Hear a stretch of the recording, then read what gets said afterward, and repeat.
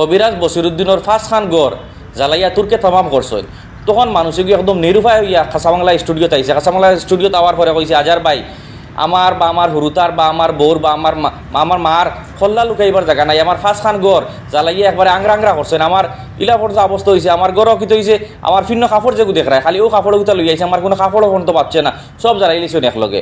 তখন আপনারা ব্যক্তিগত যদি দরবার দিয়া নয় ও যে কয়জন গরিবর পেটো আপনারা লাত মারছেন একবার আন্দাজ করে দেখুন কবিরাজ বসিরুদ্দিনের কারণে।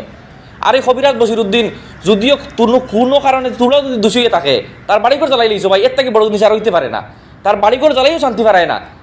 আপনারা বিজনেস ফোনপে যারা আমার ব্যান্ড খরানি রয়েছো অত সম্ভবত আমি তোলার সময় যাইব, কিন্তু এটা আমার ফেরিয়ে আনলক হয়ে যাইব, কিন্তু মাঝখানে গরিব মানুষে কিছু কষ্ট করবা।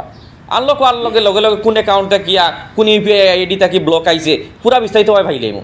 যখন ফাইলাইমু আমি একমাত্র আল্লাহ জানেন যে কতখান কষ্ট তুমি তাই পাইবাই, একমাত্র আল্লাহ বুঝতরা। তুমি তাই পার্সোনাল যদি কারোর লগে দুশ্মনী থাকে কতজন গরিবর পেটে লাত মারলে একবার চিন্তা করি দেখো না রে ভাইয়েন। আর ই অ্যাকাউন্ট যেগো বানাইল ই অ্যাকাউন্টটা কি চাইরানা পয়সা আমি ইলে ডেলা করি না, আর এই অ্যাকাউন্টটি গোতা লাগে বানাই তো খালি শুধু গরিবরে সাহায্য করার লাগিয়া।